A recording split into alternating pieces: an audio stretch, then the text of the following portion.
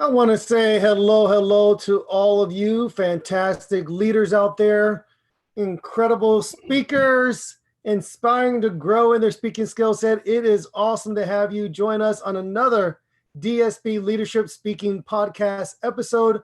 As usual, I am joined by my twin brother, my co-host, Danny Brown. And today, we've got an exciting topic for you today. I'm thrilled that we're going to be talking about nonverbal communication. Why is this important? How is this important for you if you're looking at yourself as a speaker, as a presenter? Why nonverbal communication? Well, we talked about this before, and I talk about this all the time in our training. You've got to understand that there are different forms of communication. We're not just talking about the verbal words. Mm-hmm. We're not just talking about the delivery. We're actually talking about nonverbal communication, not just the tone or the words that you use, the actual speech, but we're talking about the things you don't do and how you communicate. And you really communicate in so many ways through your facial expressions, right? How you use your mouth, what you do with your face, your eyes, what you do with your body when you're doing this, when the way you walk around. We talked about this in an earlier episode, what not to do, putting your hands in your pocket, slouch back, acting like you're not involved, that you don't care. These things can damage your ability to present an incredible presentation. Do not take lightly nonverbal communication. As a matter of fact, what I do before any training session, I'll ask them, of the forms of communication, the actual words you use, the ability to look at what we call body language, when we look at the spoken words, and I'll ask them, say, of these, what's the most impactful, effective form of communication? And you know how many people actually don't pick body language? Many of them, more people in the room will say the words you use, of course, the actual words is the most powerful. But studies only show that that's 7%. 55% impactful is the non-verbal communication. Because right in the very beginning, if you come across like you're not interested, your audience is not going to be interested. This is why we're going to talk about nonverbal communication today. What do you think, Dan? I agree with you, Dave. I think a lot of times we do not look at that as deeply as we should. Even the conversations that I used to lead global sales, I would travel overseas to Asia. I would tell you the way the Japanese people speak with you, Koreans speak with you, Indians speak with you, totally different. And the mannerism, whether they agree with you or not, the shaking of their head, it's not something that you can just look at and say, okay, whatever that means, it just means whatever. No, it's insinuating. It could be really an emphasis. It could really mean more depth of the meaning than just nothing. So I think it really enhances the communication, even though it's nonverbal. Yeah, I agree. And if I could add this, Dan, I've done some international, that was actually my background, international marketing and business.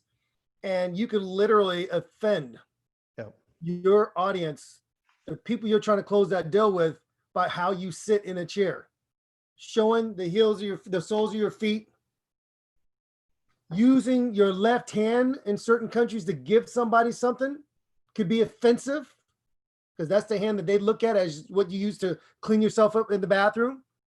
These are things that can win and lose deals. Nonverbal is important. It's not just your posture on the stage, it's actually your ability to look into your audience, do enough research to know what you should or should not be doing. How you dress is nonverbal, but it speaks volumes. Do not go into Buckeye territory, Ohio State, and wear your Michigan colors and think that no one's going to be offended by it. True that. Happens.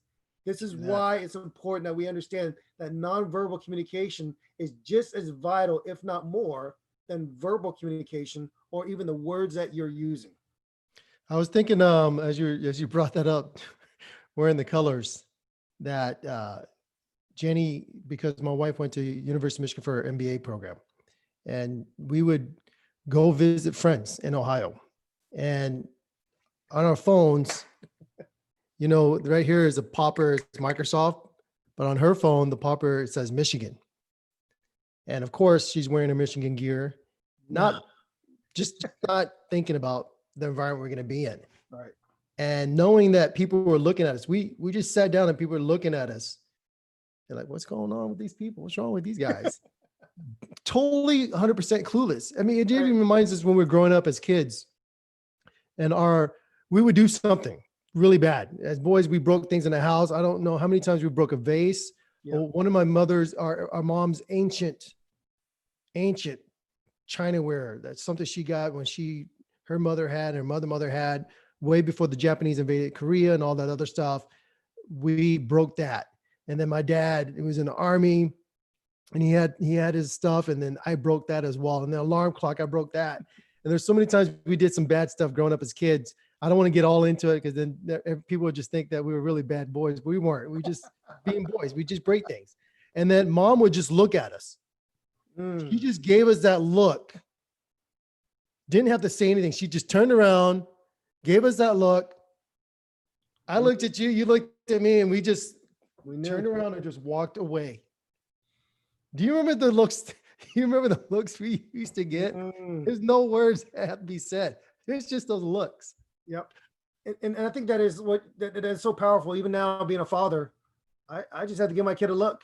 And sometimes it's a good look and sometimes it's not a good look.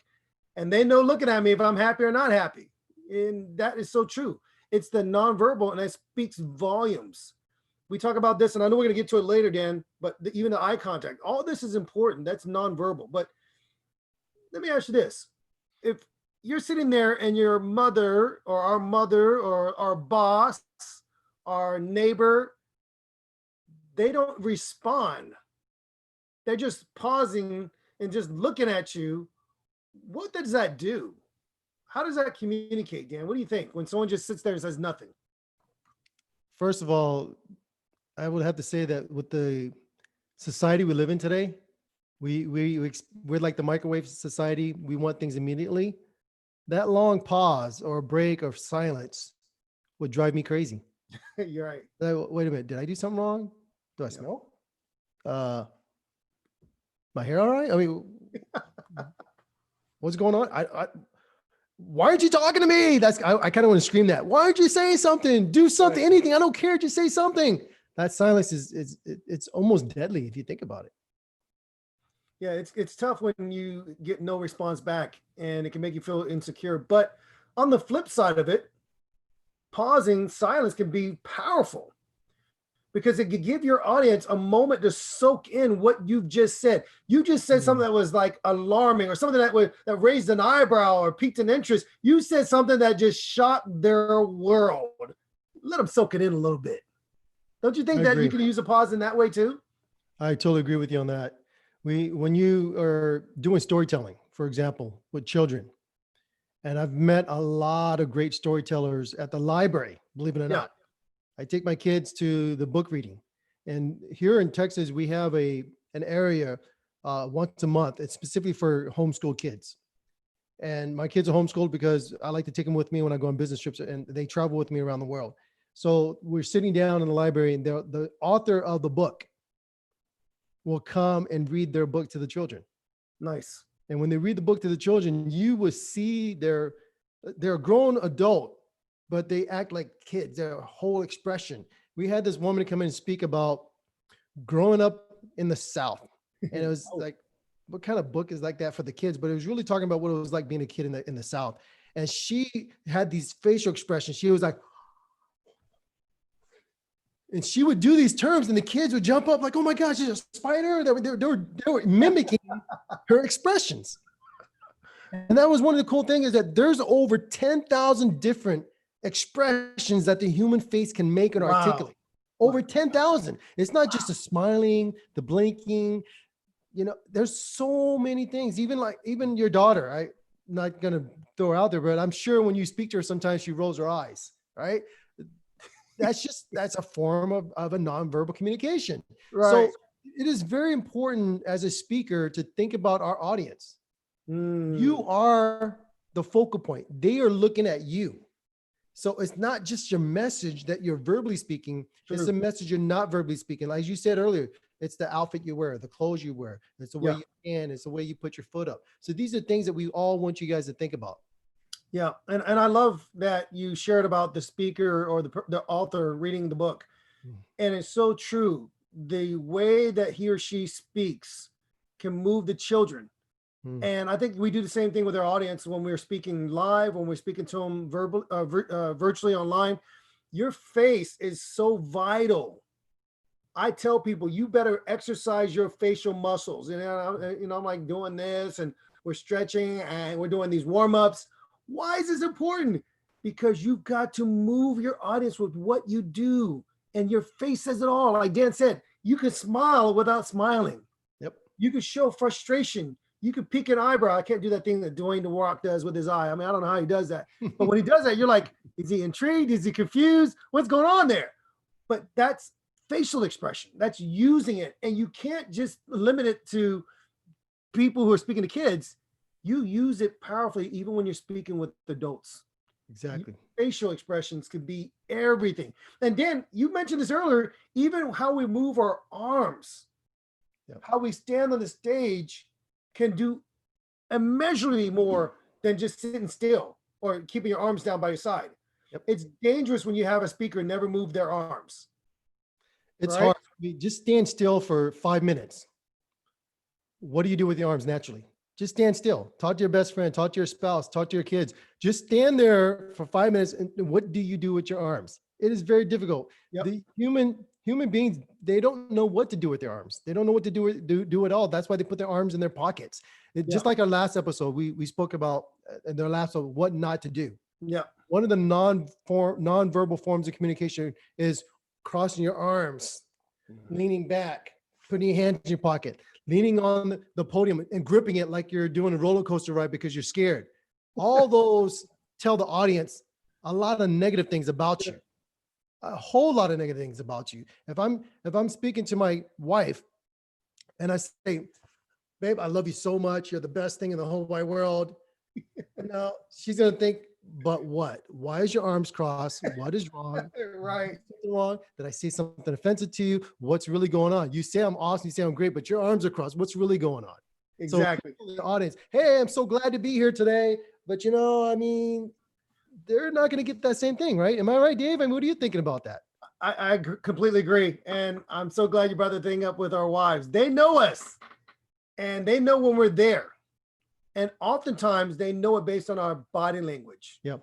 And I'll tell you, if you want to know where somebody's at and you want to know if they're credible, look at their body language. That can speak volumes, maybe even louder than the words they actually use. If my children say, I'm sorry, Dad, but they don't look like they're really sorry, are they sorry or are they just sorry they got caught? Let me throw something out, Dan. Think about it from this standpoint. What if we go to the extreme? We talk about not using body language effectively or not using it to express ourselves. And when we're naturally talking to friends, maybe we do move our arms. But what if we do it too much? Do you think it could be detrimental if we did that too much? If we flared our arms, if we walked and paced up the room too much? I mean, how could it hurt us to have too much of that? I think you're absolutely correct. Using your hands and your arms to accentuate a point, to guide people's eyes towards a certain direction and say, look at the horizon. To emphasize, look at what I'm saying. But to continue, if you do too much of it, right, you're not only going to confuse the audience, they're no longer going to focus on your message. They're going to focus on where you're going with your hands. What's happening? Why am I? What's going? I see speakers do this a lot. They'll get on the stage and every single word is with the hand. And you got to go to At first, I'm a grown man. Why do I need you to keep beating me over the head over and over and over again? Just get to your point. But they're doing this. This is how they accentuate. It's okay to use it a couple of times to accentuate. This is very important. But to say, this is very important. Here's the reason why. You got to do this and you got to do that. That would get on my nerves so much. But you're absolutely right. You can take something that's good and you can make it bad real quickly, real easily. And I think it could be something as simple as putting your finger up, letting the audience know you got 1 point left, one statement to make, but you can also turn it around and actually discourage someone when you're pointing at them like this. Yeah. And this is why it's important to understand your body language, how to control it. Let me tell you something that may not seem like a major deal, but it could be something that could break a deal. Sweaty hands, shaking, biting your nails, twiddling your fingers, doing it too much when you're up there speaking, like Dan said, it can be very distracting. What I would encourage you to consider, and this is what I encourage all my clients to do, is film yourself giving a presentation. Mm. Look at yourself. Look at how you present yourself. What do you do when you get nervous? You knew when you're up there, you were getting nervous at this point or this juncture of your presentation. Yep. What was your body language like? Did you command the room? Did you have great presence? Did you overly exaggerate yourself or do something to make a point? Yep. These are things that you have to keep in mind. And I think if you don't take the time to record yourself, you're not going to be able to get that feedback. Now, this may not be the same, but I want to say I challenge other speaking training companies, because I've heard companies go, don't record yourself. You'll get discouraged. It'll be a tendency for you to find out all the things you're doing wrong. Mm. My conviction is, why not find the things you're doing well and then highlight an area or two that you can improve? Exactly. Because if you go into the film, only look for what you're doing wrong. Only look for the ways you didn't use your arms right and the ways you didn't lean in when you're telling a story, then you'll become discouraged. Exactly. But if you watch it looking for those signs, did I use my hands in the right way? Did I overly do something? Was I smiling when I was making that joke with the audience? Mm-hmm. These are things that are going to help you with that positive feedback to become a better speaker, especially when you recognize or acknowledge that 55% of the message is through nonverbal communication. You've got to be aware of your body language, what you're doing with your face, what you're doing with your eyes, how you're standing, how you're seating, how you're presenting yourself. These are all important. So nonverbal communication. Let me ask this, Dan, and please, if you want to add something to that, Dan, go ahead and add something to that. I would have to say, watch if you're tapping your toes, you're tapping the side of your leg. It reminds you of a conversation I had with Jenny, my wife, Jenny, and she was speaking and I kept tapping my leg. And in my mind, I was like, okay, hurry up so I can get my point in. And I don't know, I'm not saying she read my mind 100%, but because of my body language, she knew exactly what was going on in my mind. She goes, oh, you want me to hurry up so you can go ahead and speak, don't you? So no, not at all. Sure, I can see right now you're tapping your hands because you want me to hurry and move on with my conversation. Anyway, sorry about that. I just had to throw that in there. It's just kind of funny to me. It is funny when you go back and you look at it, we don't realize it. You're shaking that leg. When you get that deep sigh, like, and they're like, okay, you're done listening to me, aren't you? It's vital as a speaker to keep these things in mind. I cannot emphasize enough. Watch yourself. Understand why your nonverbal communication is louder at times than your verbal communication. Go back and go on YouTube, watch your favorite presenters, listen to them speak, watch the way they command the room. How do they walk around the room? How do they use their arms? This is going to give you some great feedback into what you should implement as a strategy for how you speak, because nonverbal is important. I know we're going to touch on this in future episodes, but Dan, I really wanted to kind of bring this out to you so you can see and understand that what you don't hear can be just as loud as what you hear. So let me throw this out, Dan, in terms of something that might seem interesting. We're talking about nonverbal communication. We're talking about how we felt from birthday parties, the excitement, the surprise, how we felt when we had deaths or tragedies. These are all emotions that can be expressed through nonverbal communication. We're talking about the ability to be able to get that out and communicate it in a way where you can connect with your audience. What about things such as visual props? That's in some ways PowerPoint slides, visual props, whiteboard up there. Those aren't verbal. How do you view those things? And maybe we're going to touch on this in a future episode, but how do you view those props or those things that what we call visual, but not necessarily verbal?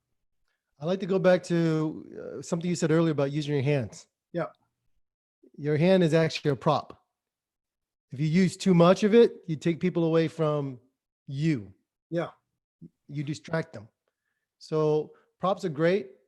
PowerPoint slides are great, as you said, but it could be a way they take people away. You don't want to do that. You want to make sure you use it to accentuate your point, your message. Sometimes they need a verbal reminder while you're speaking. That's good. But if you use too much of it, it can definitely distract people. without a doubt. Yeah. Yeah. And I think, Dan, what really gets me is when I see a presenter using, let's say, a prop like that or slides and their backs turned to me. Yeah. That drives me nuts. Drives me nuts. Because as you mentioned earlier, those are just aids. Those are just to help guide and move the conversation along. You should not be reading an entire novel on PowerPoint.